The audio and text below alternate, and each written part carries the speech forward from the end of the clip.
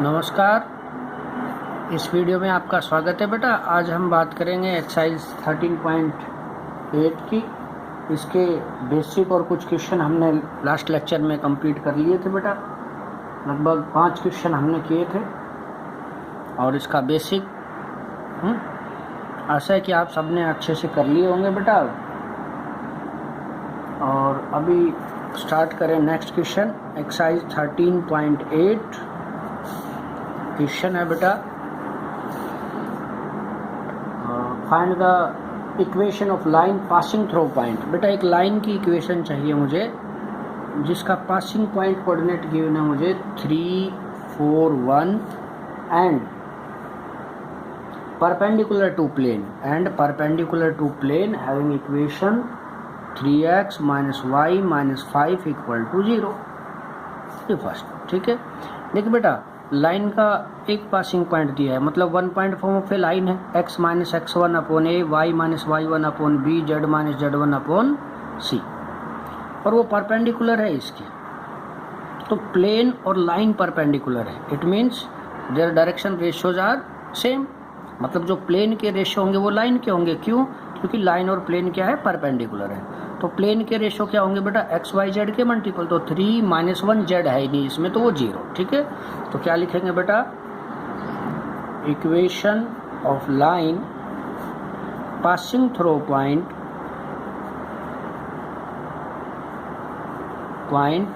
Coordinate 3, 4, 1 and direction ratios, भाई जो इसके प्लेन के होंगे बेटा 3 - 1 z नहीं है तो 0 इज क्या थी 1 पॉइंट फॉर्म बेटा, x - x1 upon a, y - y1 upon b और बेटा z - z1 अपॉन c। ठीक है बेटा, ये x1 y1 z1 है और ये a b c, बस आपको पुट करना है। क्लियर? ठीक है। अगर मुझसे वेक्टर इक्वेशन पूछे तो ये तो passing point position vector a हो गया, a = 3i + 4j + 1 के, और डायरेक्शन रेशियो से बनता है b वेक्टर, और b वेक्टर क्या हो जाएगा बेटा 3i - j + 0 के। और वेक्टर इक्वेशन क्या होती है बेटा, r = a + λb। समझ में आ गई ना बेटा? a का मतलब पासिंग पॉइंट पोजीशन वेक्टर और b का मतलब पैरेलल वेक्टर, डायरेक्शन रेशियो से जो बनता है। ठीक है, नेक्स्ट क्वेश्चन है बेटा, find the equation of plane containing the lines.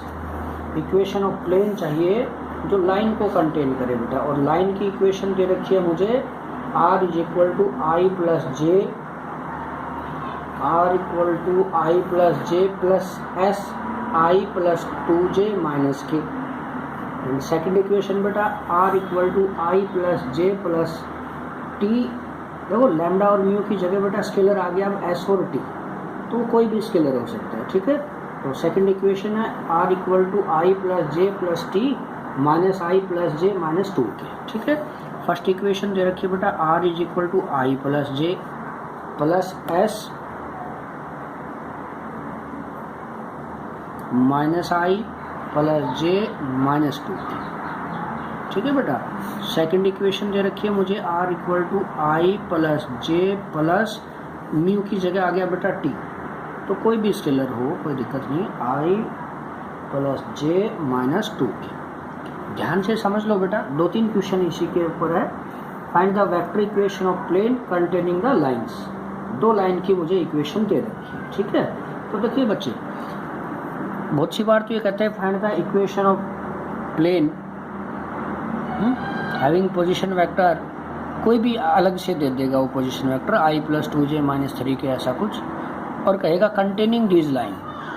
तो कंटेन का मतलब है कि जो लाइन का पासिंग पॉइंट है और प्लेन का पासिंग पॉइंट वो सेम है। बहुत सी बार लाइन के जो पासिंग पॉइंट है, भाई लाइन की इक्वेशन होती है बेटा r = a + λb। लैम्डा का मतलब कोई भी स्केलर है, जैसे यहाँ s आ गया। तो ये जो पासिंग पॉइंट है लाइन्स के वो डिफरेंट दे देता है। तो मुझे तो एक फर्स्ट इक्वेशन का जो पासिंग पॉइंट है उसका यूज कर लेना है बस। मतलब ये तो पासिंग पॉइंट ऑफ प्लेन भी होगा, जो लाइन का पासिंग पॉइंट है वो प्लेन का भी होगा। ये दोनों डिफरेंट है तो कोई भी एक ले सकते हो। हम मैक्सिमम फर्स्ट लाइन का पासिंग पॉइंट लेते हैं। ठीक है, जो वेक्टर स्केलर के साथ मल्टीप्लाई में होते हैं, जैसे यहाँ ये b1 है बेटा, ये b2 है, तो इनको क्या कहते हैं पैरेलल वेक्टर। ठीक है। और जब लाइन और प्लेन कंटेन की बात करें कि प्लेन कंटेन द लाइंस, इसका मतलब जो नॉर्मल वेक्टर ऑफ प्लेन होगा बेटा वो क्या होगा, b1 क्रॉस b2, या इसको b बोल दे इसको c, तो b क्रॉस c, एक ही बात है वो। ठीक है। तो अब क्वेश्चन क्या बन गया कि मुझे एक प्लेन की इक्वेशन चाहिए जो इन दो लाइन को कंटेन करता है। मीन्स कि जो प्लेन का पासिंग पॉइंट है वो क्या है, जो लाइन का पासिंग पॉइंट है, उसका नॉर्मल वेक्टर n क्या होगा बेटा, जो b1 क्रॉस b2 आएगा, क्योंकि वो दो पैरेलल वेक्टर से बना है। ठीक है। पैरेलल वेक्टर कंटेन का मतलब कि वो b1 और b2 जो वेक्टर है, जो पैरेलल वेक्टर है वो क्या है, परपेंडिकुलर टू प्लेन है। ठीक है। कंटेन का मतलब, तो यहाँ क्या लिखना होगा मुझे कि भैया equation of plane passing through point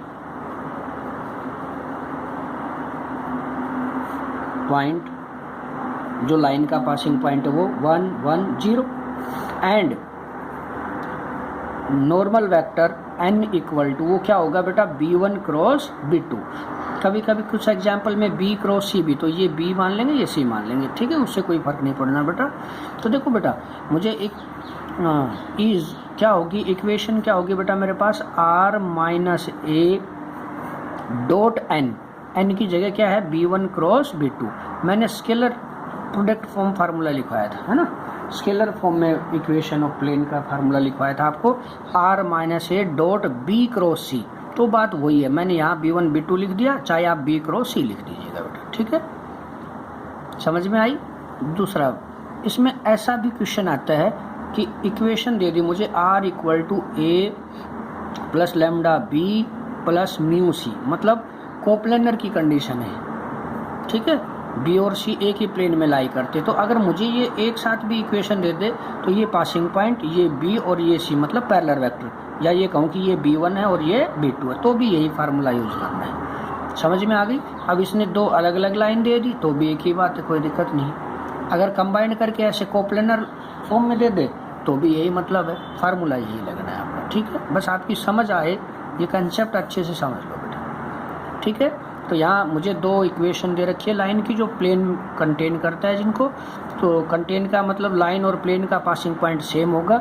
अगर लाइन के पासिंग पॉइंट डिफरेंट है तो मुझे फर्स्ट पॉइंट का यूज करके पासिंग पॉइंट यूज ले लेना है प्लेन का बेटा। और जो ये पैरेलल वेक्टर होते हैं जिसको b1 b2 कह रहे हैं, ये परपेंडिकुलर टू प्लेन होते हैं, तो नॉर्मल वेक्टर क्या होगा बेटा इनका, b क्रॉस c या b1 क्रॉस b2। क्लियर हो गई, ये फार्मूला है। तो मुझे इक्वेशन ऑफ प्लेन के लिए a1 चाहिए। a1 का मतलब पासिंग पॉइंट पोजीशन वेक्टर, तो i प्लस जे प्लस 0 के b1 cross b2 n vector. ठीक है। तो यहाँ b1 क्रॉस b2 निकाल लो पहले बेटा, b1 क्रॉस b2 i जे के b1, बेटा ये b1 है तो -1 1 -2, b2 -1 1 -2। क्लियर हो गई बात बेटे। ठीक है। अच्छा, ये दोनों मैंने शायद सेम लिख दिए हैं बेटा। फर्स्ट तो था हमारे पास ये, इसमें i प्लस 2j माइनस के, और सेकंड था बेटा -i प्लस j माइनस 2 के। ठीक है। ये सही कर लेना बेटा, ये 1 है, ये 2 है और ये -1 है। ठीक है। नीचे ये ठीक है, इसमें इसको सोल्व कर लो बेटा, क्या आएगा। तो i के लिए एक्सपेंड करें, -4 प्लस 1 तो -3i, माइनस जे ये और ये कट, -2 -1 तो प्लस जे, और बेटा k के लिए 1 प्लस 2 प्लस का 3 के। ठीक है बेटा। तो ये आ गया मेरे पास b1 क्रॉस b2 आ गया, -3i प्लस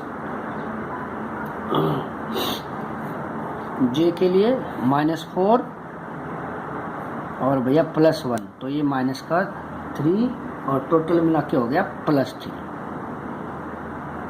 j +3 की। ठीक है। तो b1 क्रॉस b2 क्रॉस हम सीख चुके हैं वेक्टर में, आप कर सकते हो। Now equation of plane.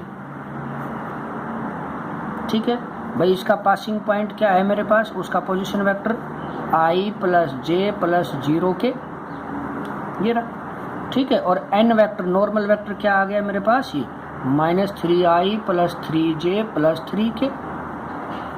समझ में आती है बात बेटा। तो यहाँ से इक्वेशन क्या बन गई, r माइनस ए dot B1 cross B2, B1 cross B2 का मतलब नॉर्मल वेक्टर n, वो क्या है -3i plus 3j plus 3k। ठीक है, समझ में आ गई बात बेटा। तो ये इक्वेशन सोल्व कर लेंगे। r डॉट, ये कंप्लीट वेक्टर इस r के साथ डॉट करेगा तो ये तो सेम लिखा जाएगा बेटा यहाँ पे। ठीक है बेटा, माइनस ये वाली माइनस इन दोनों की डॉट, तो i की डॉट, j की डॉट, k की डॉट। ठीक है, तो ये सोल्व करके आपका जो भी है आंसर आ गया। भाई ये तो हो गया 0 ही, तो क्या बचा r dot -3i plus 3j plus 3k। बेटा ये आप कॉमन ले सकते हो, 3 कॉमन ले सकते हो या -3 कॉमन ले सकते हो। ठीक है, ये आंसर है। तो समझ आया बेटा। तो इस पे 3-4 क्वेश्चन है, बहुत अच्छे से आपको करना है। ठीक है, तो ध्यान रहे कि भाई इक्वेशन ऑफ प्लेन पूछे जो 2 लाइन को कंटेन करे, तो एक लाइन का पासिंग पॉइंट लेंगे, वो तो हो गया प्लेन का भी पासिंग पॉइंट। जो B1 और B2 है वो उनसे उनकी जो क्रॉस आएगी वो नॉर्मल वेक्टर n हो गया। और इक्वेशन ऑफ प्लेन बन गई कि भाई एक पासिंग पॉइंट और नॉर्मल वेक्टर n दे रखा हो, तो इक्वेशन क्या होगी r minus A dot n equal to 0। ठीक है बेटा, या r minus A dot B1 cross B2 equal to 0। तो ये क्वेश्चन है, आपको बहुत अच्छे से करना है। ठीक है, ये क्वेश्चन है, इसमें if the lines are perpendicular. भाई लाइन परपेंडिकुलर हो तो मतलब रेशोज मल्टीप्लाई सम 0, तो उससे तो k की वैल्यू आ जाएगी। उसके बाद कह रहे हैं भाई find the equation of plane contain the line. तो कंटेन द लाइन का मतलब जो लाइन का पासिंग पॉइंट है वो प्लेन का भी है। B1 क्रॉस B2 जो आएगा वो नॉर्मल वेक्टर n है। ठीक है, तो ये क्वेश्चन आप इजीली बेटा कर पाओगे। इसकी सेकंड टाइप का क्वेश्चन है बेटा, इस पे भी ना 3-4 क्वेश्चन है। मैं आपको एक क्वेश्चन एक्सप्लेन कर रहा हूँ, बहुत अच्छे से समझ लेना है बेटा आपको ना। Find the length and coordinate of foot of perpendicular from the point to the plane. देखिए बच्चे, ये मान लीजिए कोई पॉइंट है मेरे पास, P पॉइंट है, इससे फुट ऑफ परपेंडिकुलर डाला गया, इसके कोऑर्डिनेट दे रखे 1, 1, 2, इससे फुट ऑफ परपेंडिकुलर डाला गया है इस प्लेन पे। ठीक है, ये मान लीजिए कोई प्लेन है मेरे पास, ये कोई पॉइंट मान लेता हूँ n है। ठीक है, तो मुझे क्या क्या फाइंड आउट करना है। प्लेन की इक्वेशन और दे रखी है 2x minus 2y plus 4z plus 5 equal to 0। ठीक है, एक्सप्लेन करता हूँ मैं, ध्यान से समझिएगा बेटा। Find the length and coordinate of foot of perpendicular from the point P to the plane 2x minus 2y plus 4z plus 5 equal to 0। देखिए बेटा, ये इसके अंदर ना 3 क्वेश्चन है, अगर सही मायने में पूछो तो मैं तीनों आपको करा रहा हूँ, बहुत ध्यान से समझना है बेटा। देखो, पहला क्वेश्चन तो क्या है कि फुट ऑफ परपेंडिकुलर किसी पॉइंट से, तो इस P पॉइंट से फुट ऑफ परपेंडिकुलर प्लेन पे हो गया n। तो ये n क्या है बेटा, फुट ऑफ परपेंडिकुलर। ठीक है, तो एक तो मुझे ये फुट ऑफ परपेंडिकुलर निकालना है, दूसरा मुझे लेंथ ऑफ परपेंडिकुलर मतलब Pn। तो लेंथ ऑफ परपेंडिकुलर मतलब 2 पॉइंट के बीच की दूरी बाय डिस्टेंस फार्मूला। एक क्वेश्चन आता है इमेज का, तो पहले ये करते हैं फिर इमेज। ठीक है, तो ये 3 क्वेश्चन है इसके अंदर। ठीक है, मैं आपको तीनों इसके अंदर एक साथ करा रहा हूँ। सबसे पहला काम है बेटा, चाहे मुझसे वो इमेज ऑफ द पॉइंट पूछे, मान लो कहे भाई P की इमेज बताओ, या कहे फुट ऑफ परपेंडिकुलर, या कहे लेंथ ऑफ परपेंडिकुलर, तो तीनों केस में सबसे पहला काम है मुझे फुट ऑफ परपेंडिकुलर निकालना पड़ेगा। ठीक है, चाहे वो इमेज पूछे चाहे वो लेंथ ऑफ परपेंडिकुलर पूछे, तीनों केस का मतलब है कि मुझे सबसे पहले निकालना है फुट ऑफ परपेंडिकुलर। तो बेटा आप फुट ऑफ परपेंडिकुलर कैसे निकालते हैं वो समझ लीजिएगा। देखिए बेटा, ये Pn जो लाइन है ये प्लेन पे परपेंडिकुलर है, जिसका एक पासिंग पॉइंट दे रखा है P। Line perpendicular plane means किए थे हमने, मैंने 6 पॉइंट आपको लिखवाए थे कि line and plane are perpendicular then their ratios are same. मतलब जो प्लेन के रेशो हैं वो इस लाइन के भी रेशो हैं। तो हमें क्या हो गया कि एक पासिंग पॉइंट मिल गया इस लाइन का और डायरेक्शन रेशो मिल गई। तो equation of line Pn passing through which is passing through point P, coordinate 1, 1, 2 and direction ratios. बेटा डायरेक्शन रेशो जो प्लेन के होंगे एक्स वाई जेड के मल्टीपल 2 माइनस 2 4 इज क्या होगी बेटा वो भाई 1 point form of line x minus x1 upon a, y minus y1 upon b, z minus z1 upon c। Clear? अब इस लाइन को लेट कर लो कि ये किसी स्केलर के इक्वल है। Let the line will be equal to some scalar lambda, ठीक है, या के मान सकते हो आप। क्लियर बेटा ये बात? अच्छा, each parts is equal to lambda, it means we get x is equal to 2 lambda plus 1 and y is equal to minus 2 lambda plus 1 and z is equal to 4 lambda plus 2। ठीक है, ये late कर लेते हैं। Late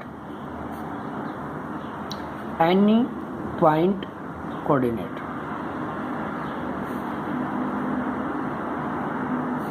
ठीक है, और any point coordinate किसके मान लेता हूँ? एन के मान लेता हूँ बेटा, फुटो परपेंडिकुलर के। तो ये तो हो गया 2 लैम्डा प्लस 1, ये माइनस 2 लैम्डा प्लस 1, ये 4 लैम्डा प्लस 2। ये एन पॉइंट इस प्लेन पे लाई करता है, तो एंड लाइज ऑन प्लेन, ठीक है बेटा। और अगर ये प्लेन पे लाई करता है तो इसको सेटिस्फाई करेगा, then must be satisfy. It means plane की इक्वेशन में लाइज ऑन प्लेन फर्स्ट, तो प्लेन की इक्वेशन में x की वैल्यू, ये y की वैल्यू, ये z की वैल्यू पुट करूंगा, ठीक है, ताकि मैं लैम्डा को फाइंड आउट कर सकूं। तो बेटा ये 2 इंटू एक्स, एक्स की वैल्यू है 2 लैम्डा प्लस 1, ठीक है बेटा, ये y था बेटा, माइनस 2y, y की वैल्यू है माइनस 2 लैम्डा प्लस 1 प्लस 4 और z की वैल्यू है 4 lambda plus 2 plus 5 equal to 0, ठीक है ना बेटा। तो इसको आप प्लस माइनस करो, तो प्लस माइनस करके जो भी आएगा हमारे पास, ठीक है, वो क्या होगा? लैम्डा की वैल्यू क्या आएगी हमारे पास बेटा? इसके अंदर लैम्डा इक्वल टू -13/12। समझ में आई बेटा? एंड पुट इन एन के अंदर यहाँ लैम्डा की वैल्यू पुट कर देनी है। वो क्या आ गया मेरे पास? फुटो परपेंडिकुलर। बेटा ये लैम्डा की वैल्यू सोल्व करके देख लेना, मैंने थोड़ी अप्रोक्सी लिख दी है शायद, ठीक है। तो ये प्लस माइनस आप कर सकते हो, आपका काम है, ठीक है। मैं फिर से एक्सप्लेन कर रहा हूँ, ध्यान से समझ लो कि उसने मुझसे कहा था कि बेटा कि P पॉइंट से इस प्लेन पे फुटो परपेंडिकुलर डाला गया है, प्लेन की इक्वेशन दे रखी है, तो कहता है कि फुटो परपेंडिकुलर और इसकी लेंथ फाइंड आउट करो, ठीक है। तो सबसे पहले तो मुझे इक्वेशन बनाई कि भाई Pn परपेंडिकुलर है प्लेन पे, तो रेशो सेम होंगे प्लेन और लाइन के, तो ये x1 y1 z1 ratio ABC, तो 1 पॉइंट फॉर्म से इक्वेशन। इसको लेट करो किसी स्केलर से, each part is equal to scalar lambda, और वहाँ से x y z की वैल्यू, उसी को मान लिया कि वो n पॉइंट के कोऑर्डिनेट है। ये n पॉइंट प्लेन पे लाई करता है तो इसको सेटिस्फाई करेगा, मतलब ये x y z की वैल्यू प्लेन में रख दी है मैंने, और लैम्डा की वैल्यू आ गई। लैम्डा की वैल्यू आ गई, वो इस n पॉइंट में लैम्डा की जगह पुट कर दिया, मीन्स फुटो परपेंडिकुलर आ गया। क्लियर है बेटा? लेंथ की बात करें, लेंथ ऑफ Pn, बेटा दो पॉइंट के बिटवीन डिस्टेंस है, तो by distance formula root x2 minus x1 whole square plus y2 minus y1 whole square plus z2 minus z1 whole square. ये कोई दिक्कत है बेटा? ठीक है, बाय डिस्टेंस फार्मूला ये आ गया भाई, n के ये आ गए, लैम्डा की वैल्यू ये पुट करने पर n आ गया डिस्टेंस फार्मूले से। समझ में आई बेटा ये बात? और इसका नेक्स्ट क्वेश्चन है, इसी में एक्सप्लेन करता हूँ, इमेज फाइंड आउट करना। वो कहीं find the image of the point P to the plane. तो देखो किसी भी पॉइंट की इमेज जस्ट उसके परपेंडिकुलर होती है, जितना ये लेंथ ऊपर होगी उतनी लेंथ इसकी नीचे होगी। मान लो P पॉइंट की इमेज P डैश मान ली, ठीक है, मान लिया मैंने, ये क्या है ABC, इसके कोऑर्डिनेट मान लिए मैंने ABC। तो बेटा ये जो N पॉइंट है जो प्लेन पे लाई कर रहा है, ये मिड पॉइंट है P और P डैश का। तो अब इस क्वेश्चन को सेम इसी तरह करना है, लेकिन जिसको मैंने यहाँ N अज्यूम किया है, अब वो N नहीं है, वो क्या हो गया मेरे पास? P डैश हो गया। ठीक है, समझ में आ गई बात मेरी बात है कि ये जो पॉइंट है, ये जो P डैश है, तो ये मुझे सारा सेम करना है। यहाँ पे जो चेंज होगा, ये जो N की जगह अब फुटो परपेंडिकुलर निकलवाए या लेंथ निकलवाए, जब तो मैं इसको क्या कहूँगा कि फुटो परपेंडिकुलर आया है। जब इमेज पूछे तो मैं कहूँगा कि ये इमेज आया है, P डैश आया है। अब N P और P डैश का मिड पॉइंट है बेटा, ठीक है, क्या है? N is mid point of P and P dash. Then by midpoint formula बेटा midpoint formula का यूज करो. Then by midpoint formula coordinate of n बेटा x के ऐड करें, मतलब P और P डैश के ऐड करें तो 1 + 2 lambda + 1/2. By mid point formula x के ऐड करें /2 और z के ऐड करो बेटा /2. ठीक है. अब ये n किस पे लाई कर रहा है? प्लेन पे. And lies on plane, then must be satisfy. वही लैम्डा आ जाएगा. ये x y z की वैल्यू प्लेन में रखूंगा और क्या मिलेगा मुझे? लैम्डा की वैल्यू मिल गई. इसका मतलब क्या मिल गया मुझे? n पॉइंट के कोऑर्डिनेट. ठीक है, समझ में आ रही ना बात? n पॉइंट के कोऑर्डिनेट मिल गए तो बाई मिड पॉइंट फार्मूला से ABC आ जाएगा. ठीक है. अच्छा सॉरी, यहाँ पे मैंने कुछ मिस्टेक की. यहाँ पे ये पॉइंट क्या माने थे हमने भैया? ठीक है, P डैश, P और P डैश का मिड पॉइंट है ना, तो P डैश के माने ABC. तो ये 1 + A/2 1 + B/2 1 + C/2 ऐसे करके इसको सोल्व कर लेंगे. ठीक है, कर देंगे कंप्लीट इसको. तो ये क्वेश्चन हो गए. आपको इसके 15 क्वेश्चन तक करने हैं बेटा. फिर भी कोई डाउट है तो आप पूछ सकते हो.